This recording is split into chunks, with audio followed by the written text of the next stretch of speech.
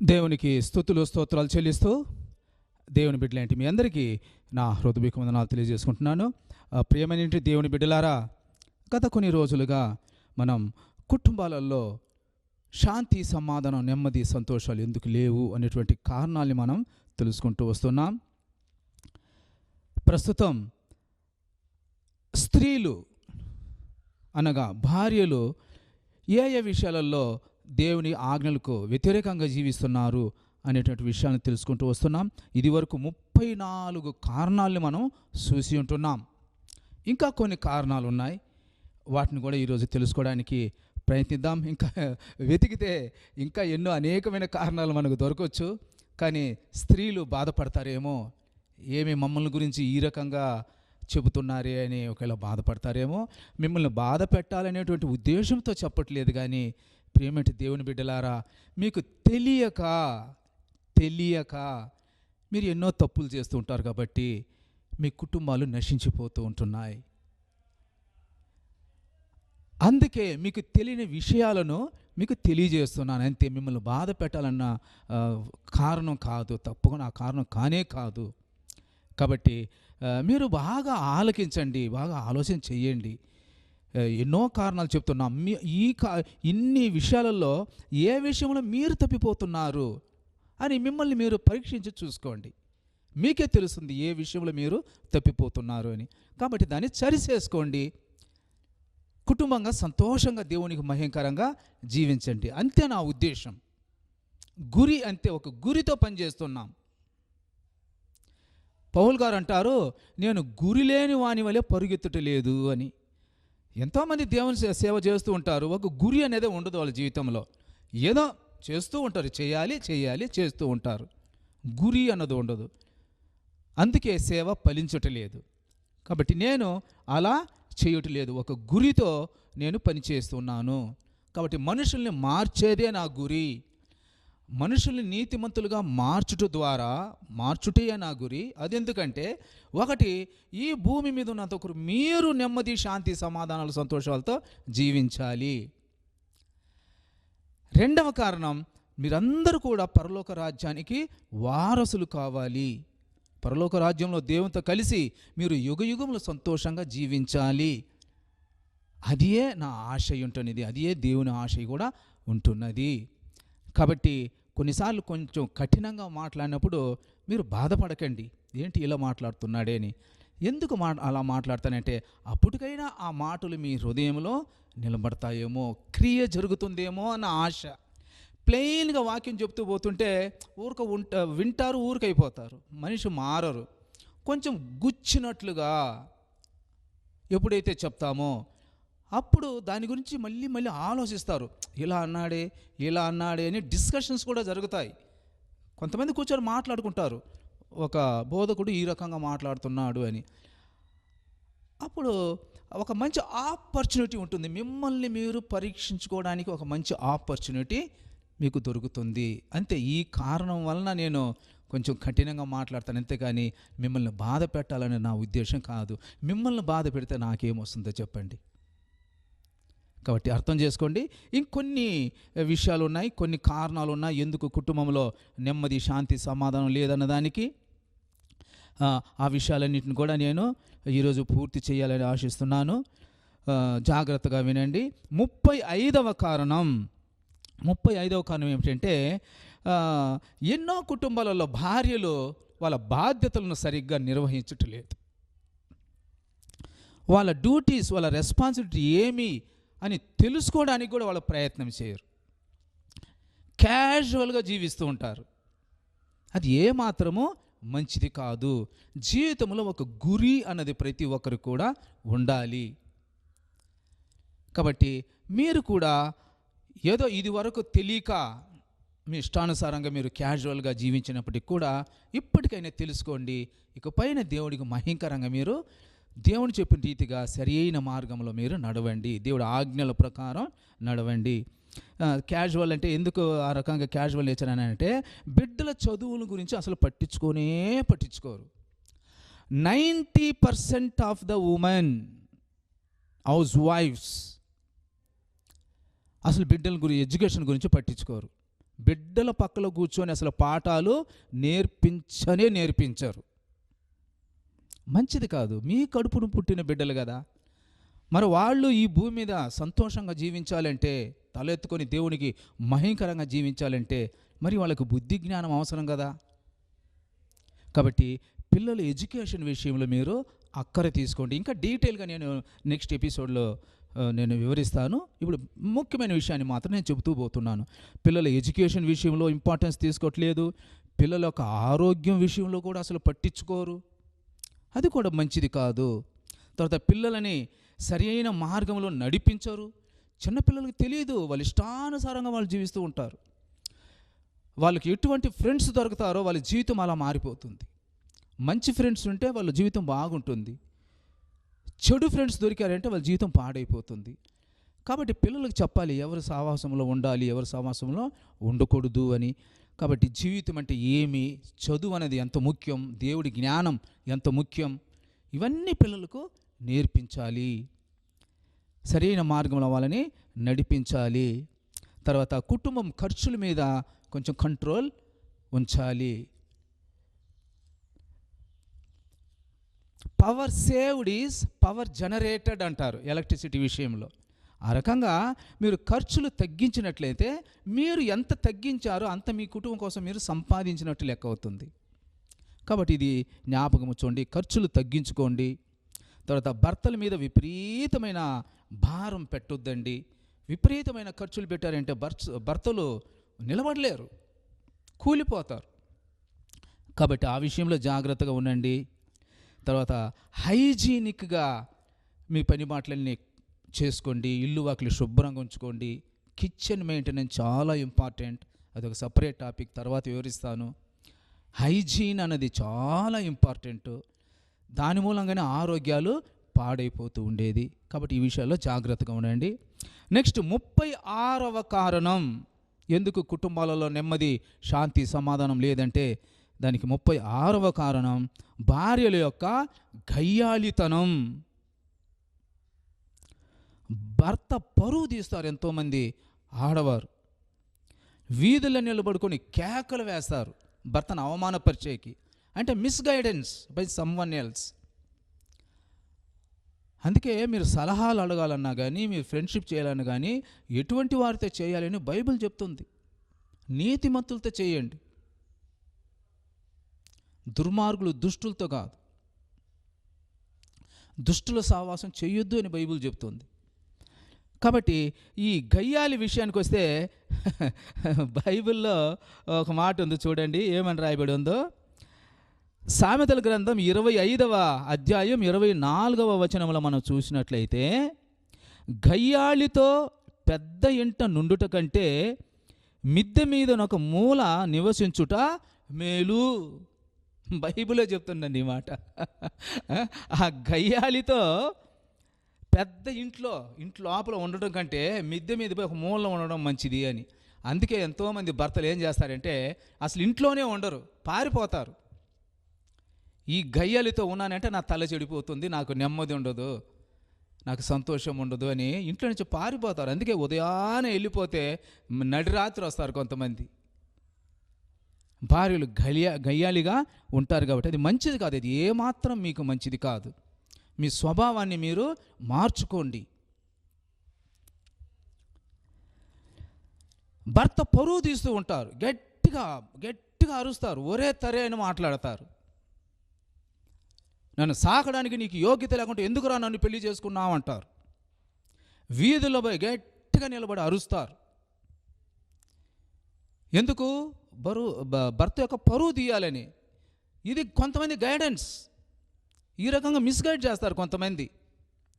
ఇది సరికాదు, ఇది ఏమాత్రమో సరికాదు. కాబట్టి ఈ గయ్యాళితనము వదిలిపెట్టేయండి, అది మంచిది కానే కాదు. కుటుంబాలలో మీకు ఏదైనా సమస్యలు వచ్చాయంటే best thing what you can do is SIT and talk. భార్య భర్తలు కూర్చోండి, మాట్లాడుకోండి. మాట్లాడుకోవడానికి ముందు దేవుడికి ప్రార్థన చేసుకోండి. బైబిల్, ఇద్దరు చేతులు బైబిల్ పట్టుకోండి. బైబిల్ వాక్యాన్ని ధ్యానిస్తూ మీరు మాట్లాడుకోండి, మీ ప్రతి సమస్యకు పరిష్కారం దొరుకుతుంది. అంతేగాని కూర్చొని మాట్లాడుకొని సమస్యలను పరిష్కరించడం వదిలిపెట్టి అరుపులు, కేకలు, వీధుల్లో పోయి అరుచుకోవడాలు, ఇది ఏమైనా బాగుంటుందా? ఇది మీ బిడ్డలకు చాలా అఫెక్ట్ అవుతుంది. ఇది వాళ్ళ జీవితం మీద చాలా ప్రభావం చూపిస్తుంది. కాబట్టి మంచిది కాదు. కాబట్టి మంచిగా జీవించండి. మీ ఇష్టానికి మీరు జీవించేది వద్దు అని క్రీస్తు పేరట మనవి చేసుకుంటున్నాను. మరి ఒక కారణం, 37వ కారణం ఏమిటంటే గర్వము, అహంకారం. ఇట్లాంటి స్వభావాలు ఉంటాయి కొంతమందికి. అది ఏమాత్రం కూడా మంచిది కాదు అని బైబిల్ మనకు సెలవిస్తుంది. సామెతల గ్రంథం 29వ అధ్యాయం 23వ వచనంలో చూడండి ఏమని రాయబడి ఉందో. ఎవని గర్వము వానిని తగ్గించును, వినయ మనస్కుడు ఘనత నొందును.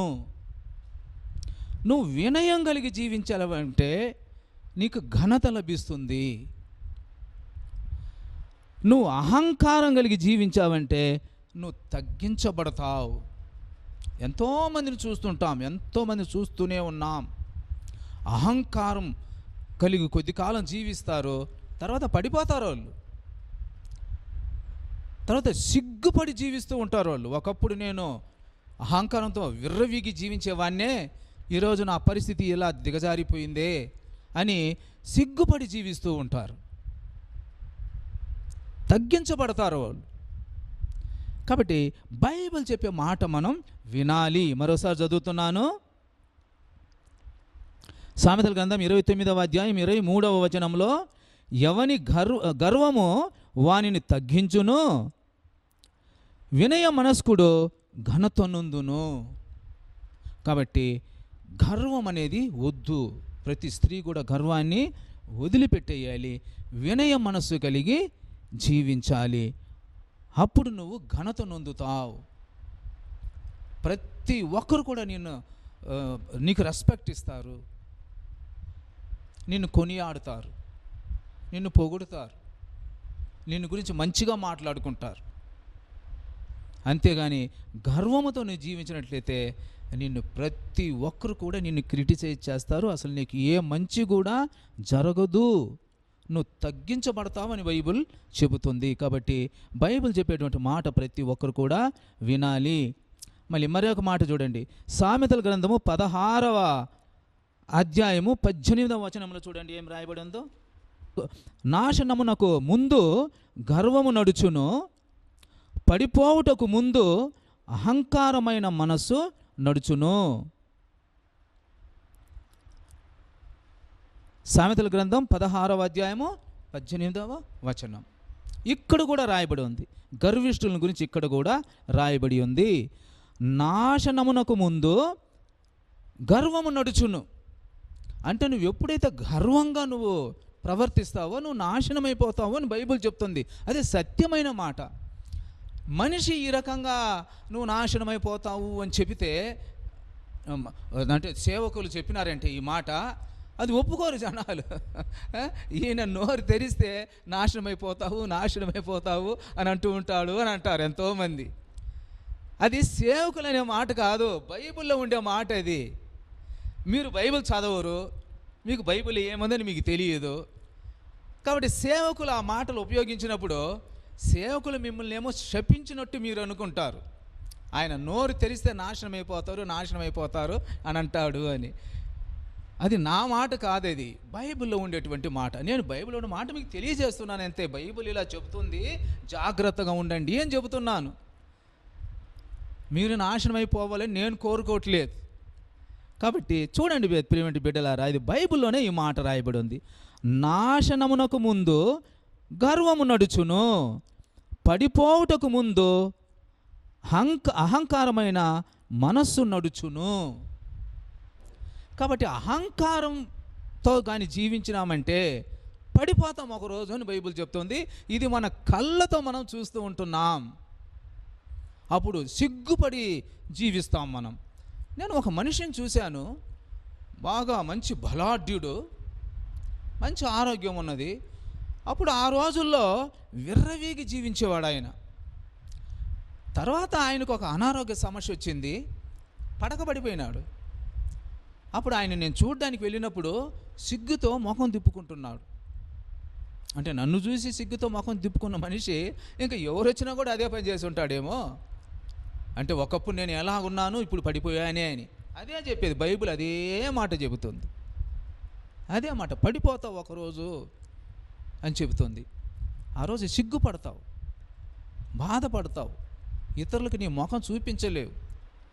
అందుకే మంచిగా జీవించండి అని బైబిల్ మనకు చెబుతుంది. కాబట్టి ప్రతి ఒక్కరు కూడా దేవుడి మాటల ప్రకారం జీవించాలని క్రీస్తు పేరట మనవి చేసుకుంటున్నాను. నేను ఇంతకుముందు ఎపిసోడ్లో కూడా ఒక విషయం చెప్పాను. కొంతమందికి ఎంత గర్వం, ఎంత అహంకారం ఉంటుందంటే భర్తని నాకు అది కొని ఇది కొని అని అడుగుతూ ఉంటారు భార్యలు. ఒకవేళ భర్త దగ్గర డబ్బులు లేక నా దగ్గర ఇప్పుడు డబ్బులు లేవు నేను కొనివ్వను అన్నాడంటే కొంతమంది ఏం చేస్తున్నారంటే బట్టలన్నీ ఇప్పేస్తారు, టోటల్గా బట్టలు ఇప్పేస్తారు, నగ్నంగా నిలబడతారు. అసలు వాళ్ళకి సిగ్గన మాటే ఉండదు.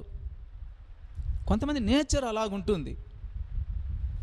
కొంతమంది బాడీ టోటల్గా కవర్ చేసుకుంటారు, సిగ్గుపడతారు వాళ్ళు. కొంతమంది అలా కాదు, సగం ఎక్స్పోజ్ చేస్తారు, సిగ్గు లేదు వాళ్ళకి.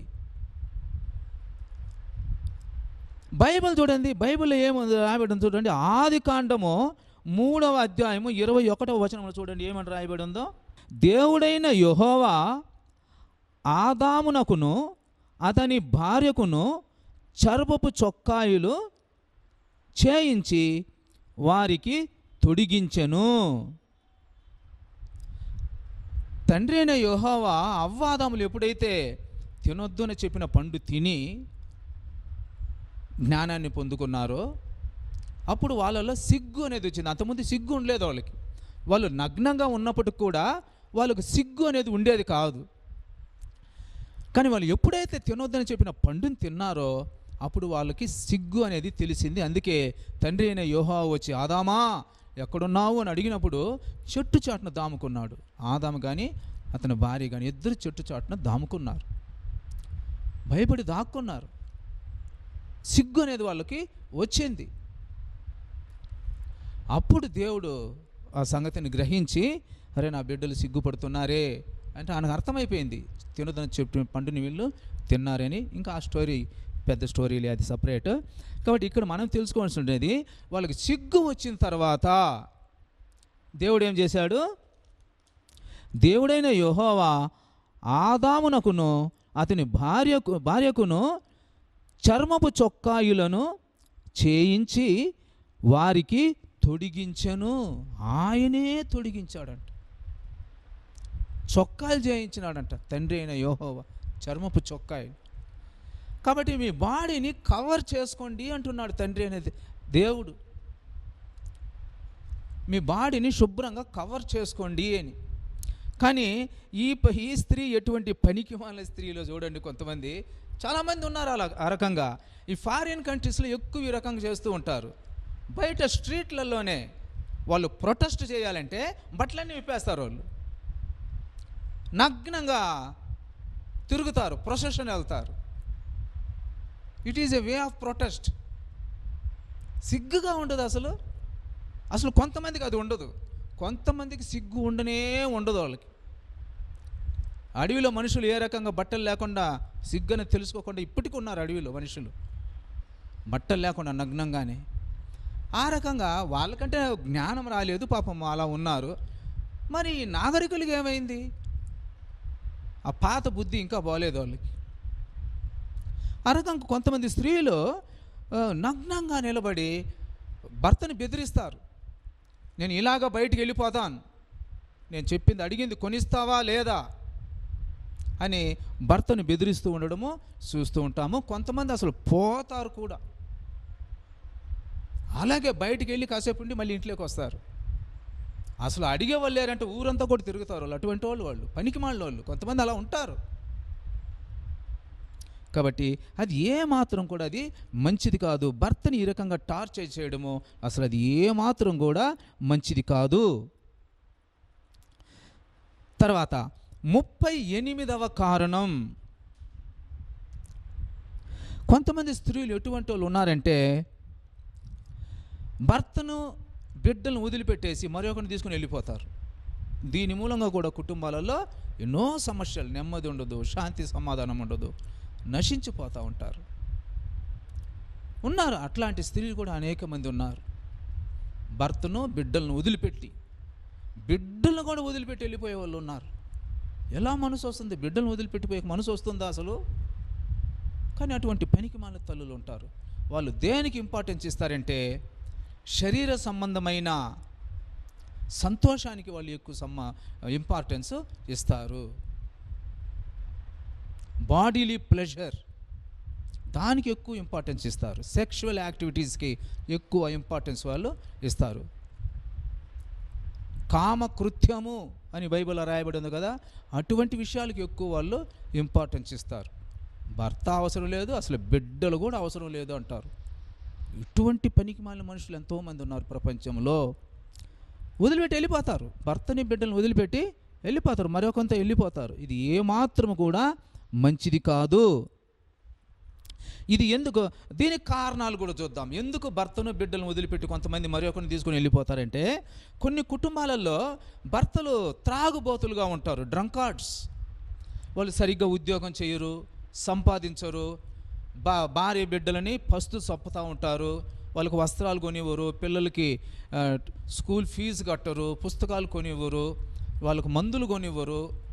ఈ రకంగా నిర్లక్ష్యంగా ఉంటారు. కాబట్టి త్రాగుబోతుతనం వలన భార్యలు విసుక్కొని ఇట్లాంటి చెడ్డ డిసిషన్ తీసుకున్నారు. ఇది మంచి డిసిషన్ కాదు. ఇది ఎటువంటి పనికిమాలినైనా మార్చుకోవాలి. అసలు వాడే సంపాదించి పెట్టాలి అని ఏమైనా బైబిల్లో ఉందా? ఆ రకంగా భర్త సంపాదించి పెడితేనే భార్యలు తినాలని ఉందా బైబిల్లో? లేదు కదా. భార్యలు కూడా కష్టపడి పనిచేయాలి, సంపాదించాలి అని ఉంది కదా. సామెతల గ్రంథం ఆఖరిలో చూడండి, 31వ వచనం నుంచి చూడండి, 31వ అధ్యాయం నుంచి చూడండి, స్త్రీలు ఏ రకంగా పని చేయాలి అని రాయబడి ఉందో. కాబట్టి ఒకవేళ నీ భర్త నీ బ్యాడ్ లక్ పనికిమాలినోడు దొరికినాడు అనుకోండి, దాని గురించి అనవసరంగా నువ్వు బాధపడాల్సిన అవసరం లేదు. నీకు చేతులు కాళ్ళు ఉన్నాయి కదా, బుద్ధి జ్ఞానం ఉంది కదా, శక్తి బలం ఉంది కదా, మంచి ఆరోగ్యం ఉంది కదా, పని చేయి, సంపాదించుకో, బాగా బ్రతుకో. వాడికి కుక్క అనుకో, వాడిని ఒక కుక్క ఉంది ఇంట్లో అనుకో, నీ సేఫ్టీ కోసం ఆ కుక్కకి అంత పడయి. అంతేగాని భర్తను వదిలిపెట్టి వెళ్ళిపోతాను అనడము, అది బిడ్డలను కూడా వదిలిపెట్టి, అది ఏమి మంచిది కాదు. కాబట్టి భర్తలు డ్రంకార్డ్స్గా ఉంటారు. కాబట్టి ఇటువంటి కుటుంబాలలో ఈ సమస్యలు ఉంటున్నాయి. ఇంకొన్ని కుటుంబాలలో అయితే ఇమ్మెచ్యూరిటీ. అసలు కొంతమంది భార్యలకు వాళ్ళు పెళ్ళేమైపోయి ఉంటుంది, వాళ్ళకు వయసు అయి ఉంటుంది, 18 ఏళ్ళు 20 ఏళ్ళు వయసు అయి ఉంటుంది, వివాహం అయి ఉంటుంది, బిడ్డలు కూడా అయి ఉంటారు. అయినా అసలు వాళ్ళకి మెచ్యూరిటీనే రాదు. కొంతమందికి 30-40 ఏళ్ళైనా కానీ మెచ్యూరిటీ అసలు రాదు. కాబట్టి వీళ్ళకి తప్పుడు పని చేస్తే రేపు ఏమవుతుంది, నా భవిష్యత్తు ఏమి అన్న ఆలోచనే ఉండదు. ఇప్పుడు నువ్వు భర్తను వదిలిపెట్టేసి, బిడ్డలను వదిలిపెట్టేసి మరొక జతలో నువ్వు పారిపోతే, వాడు నిన్ను తీసుకెళ్ళినవాడు ఎంతకాలం ఉంచుకుంటాను నిన్ను పర్మనెంట్గా భర్తలాగన జీవితకాలం అంతా నిన్ను సాగుతాడా? వాడు నిన్ను ఉంచుకుంటాడా? నో. వాడి మనసులో ఏముంటుంది, ఇది తన భర్తనే వదిలిపెట్టి నా దగ్గరకు వచ్చింది, రేపు నన్ను వదిలిపెట్టి ఇంకొకడికి దగ్గరకు పోదన్న గ్యారెంటీ ఏముంది అన్న ఆలోచన వాళ్ళు ఉండే ఉంటుంది. నేను ఎంతకాలం యూజ్ చేసుకోవాలో అంతకాలం యూజ్ చేసుకుంటాడు, తర్వాత తన్ని తరుముతాడు. అట్లాగే నేను కొన్ని చోట్ల నేను చూశాను, ఒక స్త్రీ భర్తను వదిలిపెట్టేసి ధైర్యంగా మరొక దగ్గరకు పోయి ఉన్నది. ఇంటి దగ్గరే, దూరం కూడా కాదు, కంటి మరుగేం కాదు, అందరూ తెలిసి. వాడు కొద్ది కాలం యూజ్ చేసుకున్నాడు, తర్వాత వెళ్ళిపోమన్నాడు. నేను ఎక్కడికి వెళ్ళను, నేను వెళ్ళిపోను, నేను ఈ దగ్గరే ఉంటాను అన్నది. కెరోసిన్ పోసి కాల్చి పారేసాడు. వీధుల్లో అరిసి అరిసి అరిసి అరిసి కాపాడు కాపాడు కాపాడు కాపాడు కాపాడని అరిసి అరిసి అరిసి పడి చచ్చిపోయిందా. ఇట్లుంటుంది ప్రియమటి దేవుని బిడ్డలారా, జాగ్రత్తగా ఉండండి. మెచ్యూరిటీ అనేది ఉండాలి మీలో. వివాహమై బిడ్డలు కలిగిన తర్వాత కూడా మీకు మెచ్యూరిటీ రాకపోతే మరి ఎలా మీరు సంతోషంగా జీవించగలరు, క్షేమంగా జీవించగలరు? కాబట్టి ఇది ఒక పెద్ద సమస్య అయి ఉంటుంది. ఎంతోమంది ఆడపిల్లలకు మెచ్యూరిటీ ఉండదు. ఆ తర్వాత వాళ్ళు ఎంతో బాధపడతారు. ఎందుకు ఇలా తప్పు చేసావు నువ్వు అని వాళ్ళ తల్లిదండ్రులు అడిగితే, తెలియదు నాకు ఇలా అవుతుందని నాకు తెలియదు. అంతో ఇంత జ్ఞానం వచ్చినప్పుడు అప్పుడు బాధపడతారు, వాళ్ళు పశ్చాత్తాపడతారు. కానీ వాట్ ఈస్ ద యూస్? చెడిపోయిన దాన్ని మళ్ళీ భర్త చేర్చుకోడు కదా. బిడ్డలు అనాథలైపోయి ఉంటారు. ఆమె జీవితం పాడే, నాశనం అయిపోయినట్టే. ఎవడి జతలైతే పారిపోయిందో వాడు కొన్నాళ్ళు ఉంచుకొని వదిలిపెట్టేస్తాడు. ఇంకొంచెం అమ్మగారి ఇంట్లో కూర్చుంటుంది. అమ్మ తల్లిదండ్రులకు ప్రేమ ఉంటుంది కాబట్టి బిడ్డలు ఎన్ని పాపాలు చేసినా కానీ తల్లిదండ్రులు క్షమించే స్వభావం కలిగి ఉంటారు కాబట్టి క్షమిస్తూనే ఉంటారు.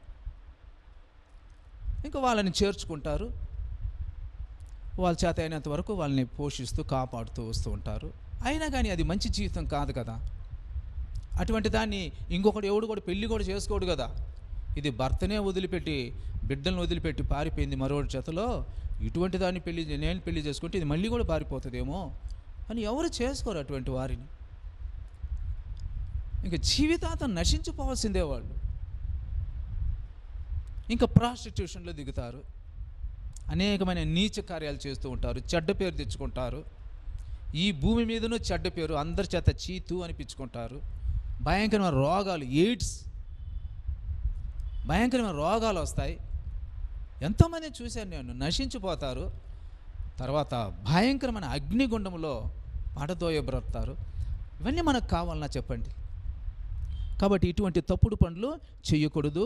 ఈ మెచ్యూరిటీ అనేది తల్లిదండ్రులే బిడ్డలకు బాగా నేర్పాలి. కొన్ని పిల్లలలో చాలామంది నేను గమనించాను, అసలు మెచ్యూరిటీ ఉండదు. వివాహమై 2-3 బిడ్డలైన తర్వాత కూడా వాళ్ళకి మెచ్యూరిటీ రాదు.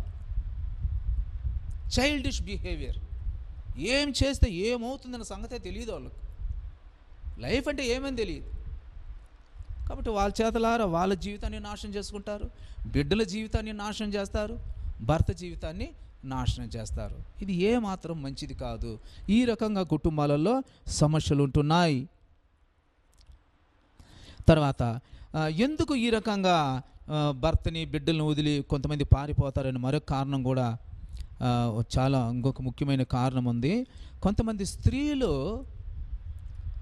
కామానికి ఎక్కువ ఇంపార్టెన్స్ ఇస్తారు, చాలా ఎక్కువ ఇంపార్టెన్స్ ఇస్తారు. వాళ్ళు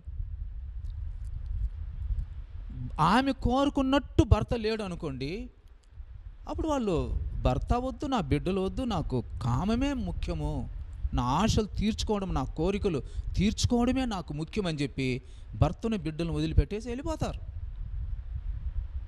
అలాంటి మనుషులు, పనికిమాలిన మనుషులు ఉన్నారు ఈ భూమి మీద. వాళ్ళు కోరికలు తీర్చుకోవడమే వాళ్ళకి ముఖ్యం. అది ఈ మధ్య చూసాం కదా, ఈ కరోనా వైరస్ అఫెక్ట్ అయినప్పుడు, నేషన్ వైడ్ లాక్డౌన్ అయినప్పుడు ఈ సారాయి కొట్టులు క్లోజ్ అయిపోయినాయి కాబట్టి, వైన్ స్టోర్స్ అన్నీ క్లోజ్ అయినాయి కాబట్టి, ఎవరైతే బాగా అడిక్ట్ అయిపోయినారో అటువంటి వాళ్ళకి జీవించడం చాలా కష్టమైపోయింది. త్రాక్కుండా వాళ్ళు ఉండలేని పరిస్థితి. చాలామంది చనిపోయినారు, రకరకాలుగా సూసైడ్ చేసుకొని చనిపోయినారు. ఆ రకంగా అదే రకంగా ఉంటారు కొంతమంది ఈ సెక్స్ విషయంలో కూడా. అది లేకుండా మేము బ్రతకలేము అంటారు. అంటే వీళ్ళు కుక్కలాంటి స్వభావం కలిగిన వారు. ఇక్కడ ఒక విషయం ప్రతి స్త్రీ జ్ఞాపకం ఉంచుకోవాలి, ప్రతి భార్య జ్ఞాపకం ఉంచుకోవాలి. పశువులకి మనుషులకి ఒక్క తేడా ఉంది. పశువులు ఏ ఫిలాసఫీ, ఏ పాలసీ అవి మెయింటైన్ చేస్తున్నాయంటే సెక్స్ ఫర్ రీప్రొడక్షన్. మీరు ఏ పశువునైనా మీరు చూడండి, they involve in sex only for reproduction, never for enjoyment. మీరు కుక్కలు చూడండి, వాటి సీజన్ వచ్చినప్పుడు మాత్రమే కలుసుకుంటాయి, తర్వాత ఊరికే ఉంటాయి. కుక్కలు మనం చూస్తూనే ఉంటాం, మగ కుక్క ఉంటుంది, ఆడ కుక్క ఉంటుంది, ఊరికనే తిరుగుతూ ఉంటాయి. అవి సెక్షువల్ యాక్టివిటీ చేయవు, అవి ఓన్లీ సీజనల్. ఆ రీప్రొడక్షన్ టైం వచ్చినప్పుడు మాత్రమే. అదే రకంగా దేనైనా చూడండి మీరు, any animal for that matter, ఏ పక్షిని ఏ ప్రాణినైనా మీరు చూడండి, సెక్స్ ఫర్ ఓన్లీ రీప్రొడక్షన్. కానీ మనుషులు మాత్రమే sex for not only reproduction, it is for enjoyment also. అందుకే సమస్యలు వస్తుండేది. ఇప్పుడు వివాహం కాకముందు స్టూడెంట్ లైఫ్లో రీప్రొడక్షన్ అన్న మాట రాదు కదా, వివాహం కాలేదు కదా, స్టూడెంట్స్ కదా. కానీ ఎంతోమంది చదువుకునేటువంటి అమ్మాయిలు అబ్బాయిలు విపరీతంగా తప్పులు చేస్తూ ఉంటారు. What is the purpose here? Whether it is reproduction, వివాహం అయితే కదా రీప్రొడక్షన్. వివాహం కాకుండా ఎవరో అమ్మాయి ఎవరో అబ్బాయి ఎందుకు పాపం చేస్తున్నారు? ఎందుకంటే ఫర్ ఎంజాయ్మెంట్, ఫిజికల్ ప్లెజర్. ఇందుకే సమస్యలు, మనిషి జీవితంలో ఇందుకే సమస్యలు. ఈ అనిమల్స్ లాగా మనం ఎప్పుడైతే మారుతామో అప్పుడు ఈ సమస్యలు కూడా తగ్గిపోతాయి. Have control on your cells, have control on your desires. Bible చెప్తుంది, కలిగిన దానితో తృప్తిపడుడి. నీకు ఏముందో దాంతోనే సంతోషంగా ఉండు, లేనివన్నీ కోరుకోవద్దు, విపరీతం కోరికలు వద్దు, ఉన్నదాంతోనే సంతోషంగా ఉండు అని చెప్తుంది బైబిల్. కానీ కొంతమంది స్త్రీలు వినరు, భర్తని బిడ్డలను వదిలిపెట్టేసి నచ్చిన వాటితో పారిపోతారు. అసలు ఇదేం మంచిది కాదు, కుటుంబాలు నశించిపోతాయి, నాశనమైపోతాయి.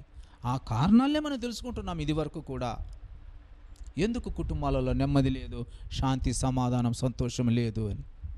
తర్వాత 39వ కారణం, కొన్ని కుటుంబాలలో భార్యలు డిప్రెషన్లో పడిపోతారు, సైకియాట్రిక్ ప్రాబ్లమ్స్ వస్తాయి. ఇది హెరిడిటరీ ప్రాబ్లం అయి కూడా ఉండొచ్చు. లేకుంటే కుటుంబంలో ఎప్పుడు టెన్షన్ టెన్షన్ టెన్షన్ టెన్షన్ ఉన్నప్పుడు ఎక్సెస్ ఆఫ్ స్ట్రెయిన్ అయిపోయి అప్పుడు కూడా డిప్రెషన్ సైకియాట్రిక్ ప్రాబ్లం వస్తుంది. కాబట్టి అందుకే కుటుంబాలలో ఎప్పుడు నెమ్మది కలిగి జీవించాలి, శాంతి సమాధానం కలిగి జీవించాలి. కుటుంబంలో ఎప్పుడు టెన్షన్స్ ఉన్నదంటే తప్పకుండా బీపీ అనేది వచ్చే వస్తుంది, హార్ట్ అటాక్ వచ్చే వస్తుంది, స్ట్రోక్ అనేది వచ్చే వస్తుంది, పారాలిసిస్ స్ట్రోక్. అంతేకాదు డిప్రెషన్ వస్తుంది, సైకియాట్రిక్ ప్రాబ్లం కూడా వస్తుంది. అందుకే కుటుంబంలో నెమ్మది శాంతి సమాధానం చాలా ఇంపార్టెంట్. సంతోషంగా జీవించడం చాలా ఇంపార్టెంట్. ఆ రకంగా సంతోషంగా జీవించాలంటే దేవుడి మాట వినాలి. ఏ మాట వినాలి? జ్ఞానవంతురాలు తన ఇల్లు కట్టును, మూఢురాలు తన చేతులతో తన ఇల్లు ఊడబెరుకును. వాక్యం చాలా ఇంపార్టెంట్ వాక్యం ఇది. కాబట్టి మీరందరూ కూడా మీ కుటుంబాలను కట్టుకొని సంతోషంగా మీరు జీవించాలంటే మీరు జ్ఞానవంతులుగా మారి తీరాలి అంటుంది బైబిల్. జ్ఞానం చాలా ఇంపార్టెంట్. అందుకే గుడిలల్లో దేవుడి మందిరాలలో జ్ఞానాన్ని బోధించాలి, జ్ఞానాన్ని బోధించాలి. ఊరిక కథలు చెప్పి టైంపాస్ చేయడం కాదు. అందుకే కుటుంబాలు నశించిపోతున్నాయి. మనుషులు మందిరానికేమో వస్తూనే ఉంటారు, కానీ కుటుంబాలలో నెమ్మది లేదు, శాంతి సమాధానం లేదు. కారణం ఏంటి? జ్ఞానం బోధించే వాళ్ళు లేరు. కానీ బైబిల్ ఏం చెప్తుంది?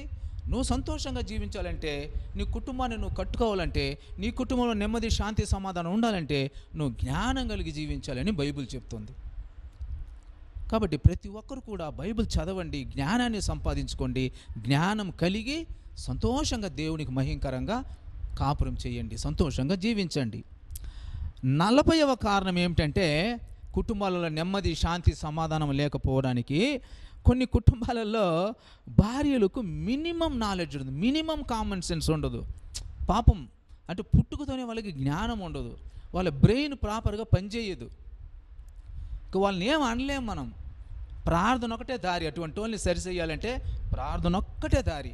అటువంటి వాళ్ళు రెగ్యులర్గా మందిరానికి వస్తూ దేవుడికి ప్రార్థిస్తున్నారంటే, వాళ్ళ తరపున ఇతర కుటుంబస్తులు కూడా ప్రార్థన చేశారంటే, ఇతర సంఘస్థులు సంఘ కాపరి అందరూ కూడా ఆ మనిషి కోసం ప్రార్థన చేస్తే అప్పుడు దేవుడు ఒక్కడే సహాయం చేయగలడు. దేవుడు తప్ప వేరే ఎవరు సహాయం చేయలేరు. ఎటువంటి వారికి?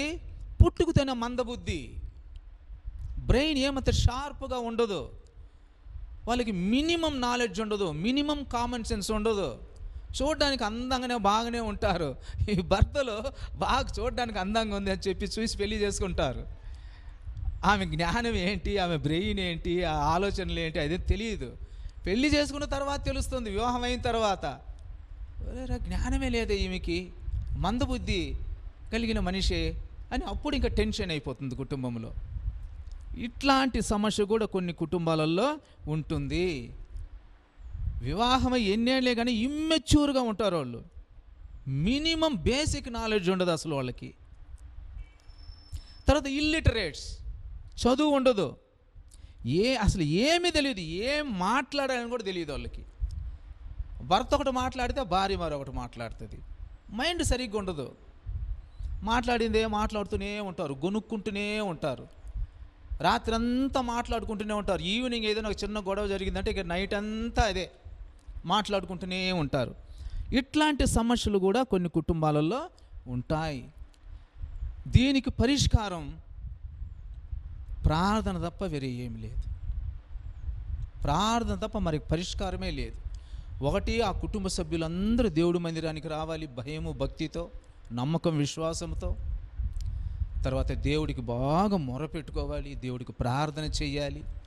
దేవుడు మాత్రమే ఆ బ్రెయిన్ని సరి చేయగలడు. ఈ ప్రపంచంలో మరి ఎవరు కూడా అటువంటి చెడిపోయిన బ్రెయిన్ని సరి చేయలేరు. ఎంతోమందిని మనం చూస్తుంటాం కదా, మందబుద్ధి కలిగిన వారు ఎంతోమందిని మనం చూస్తున్నాం.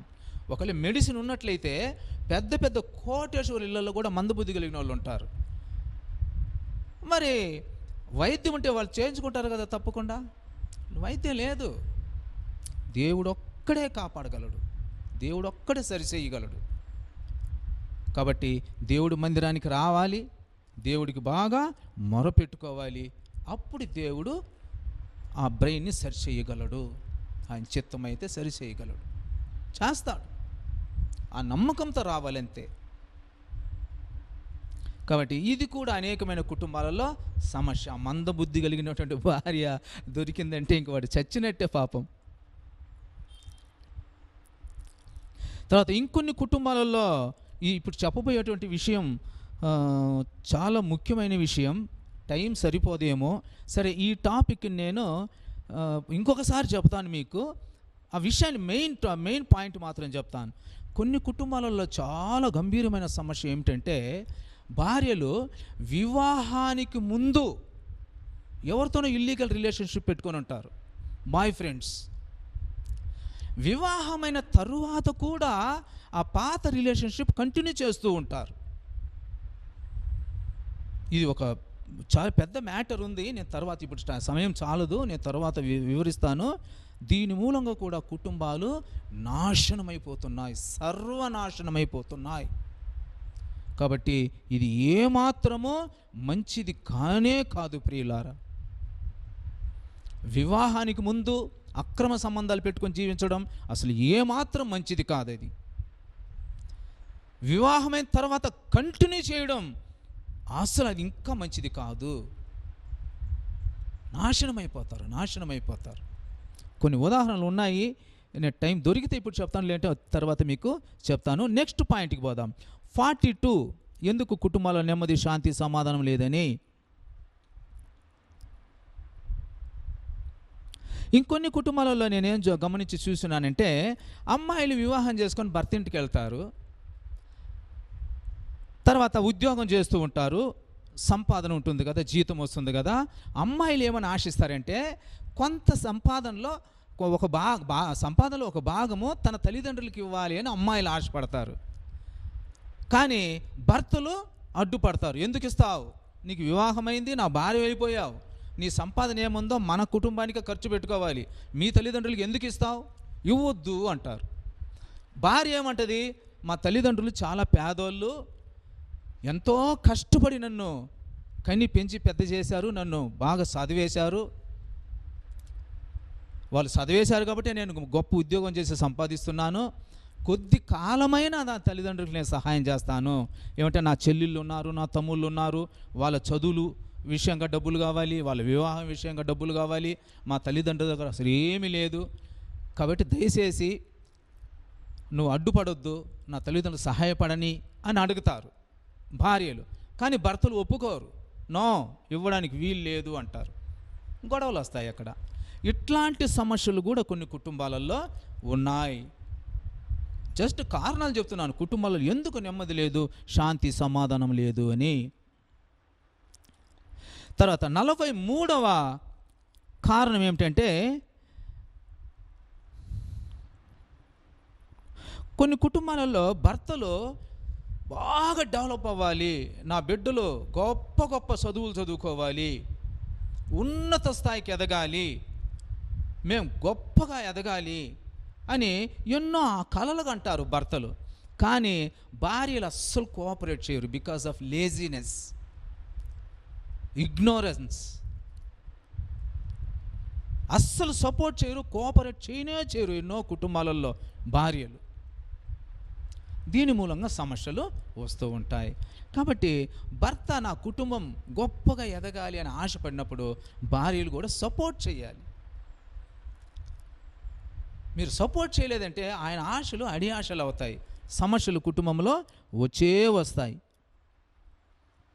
తర్వాత 44వ కారణం, కొన్ని కుటుంబాలలో భర్తలు సింపుల్గా జీవించాలి అని ఆశపడతారు.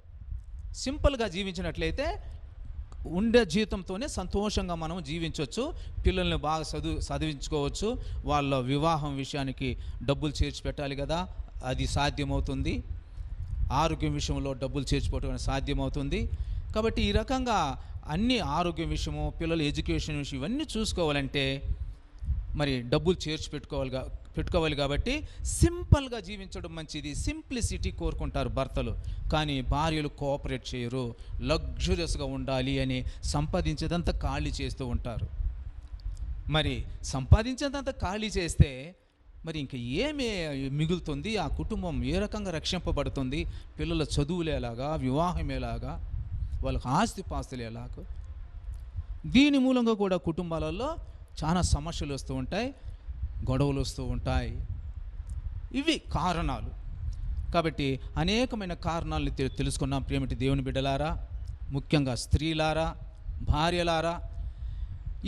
ఇన్ని కారణాలు, 44 కారణాలు చెప్పాను కదా, ఇందులో ఏ విషయంలో మీరు తప్పిపోతున్నారు అని మీకు తెలిసే ఉంటుంది. దాన్ని దయచేసి సరి చేసుకోండి. మీకు నమస్కరించి అడుగుతున్నాను,